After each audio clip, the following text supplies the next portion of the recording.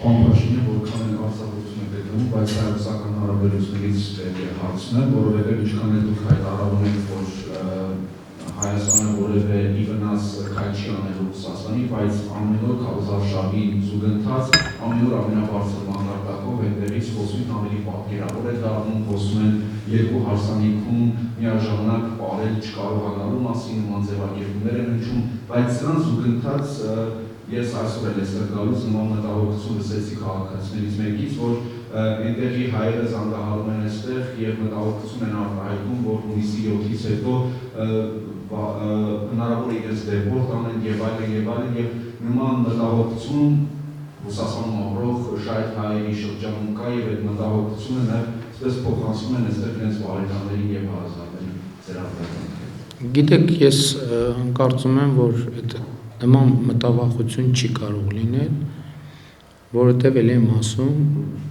կան կարգավորումներ եւ այդ կարգավորումները գործել են եւ շարունակելու են գործել։ Մյուս կողմից ես քարոզարշավի ընթացքում էլի դա ուղիղ եթերում է լինում, ես հանդիպում եմ բազմաթիվ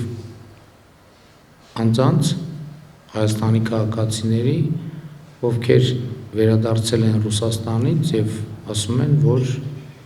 ուրախ են, որ վերադարձել են եւ մնալու են Հայաստանում։ Եվ 2025 թվականը առաջին տարին է, երբ որ մենք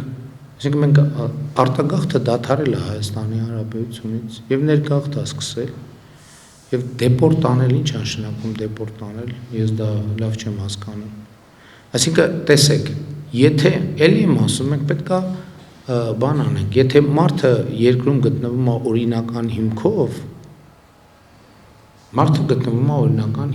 եթե մարդը գտնվում է անօրինական հիմքով, այսինքն նախկինում էլ միշտ էլ եղել է, որ տասնյակներով,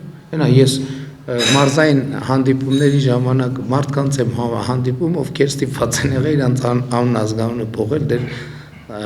երկար տարիներ առաջ, որ դեպորտի ցիկլից դուրս գան, այսինքն դեպորտը մեզ հետ է կապված։ Այն նրանք, ովքեր պետքա դեպորտ լինեն, լինելու են դեպորտ, եղել են դեպորտ։ Այսինքն եթե վիճակագրությունը հանենք, հարյուրավոր, հազարավոր մարդիկ ամեն տարի այդ վիճակում են ելնում։ Այսինքն Հայաստանի քաղաքացի են այդ մարդիկ, նրանք ովքեր Ռուսաստանի քաղաքացի են, Ռուսաստանի քաղաքացի են։ Այսինքն այդտեղ էլ մտավախություն, ես չեմ պատկերացնում, թե ինչի մասին է խոսքը։ Բայց եթե մարդը ապօրինի հիմքով է գտնվում ուրիշ երկրի տարածքում, մենք դեպորտ չենք անում, բոլոր երկրներն էլ անում են։ Եթե մարդը ապօրինի հիմքով, այսինքն ինչ։ Հայաստանի Հանրապետությունը պետք է լուծարվի, որ ինչ որ մեկը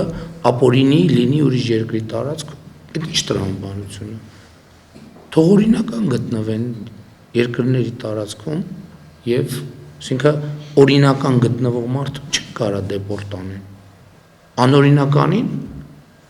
ոչ միայն կարող են, այլև պարտավոր են դեպորտ անել եւ դա միշտ էլ եղել է եւ արվում է եւ էլի արվելու է։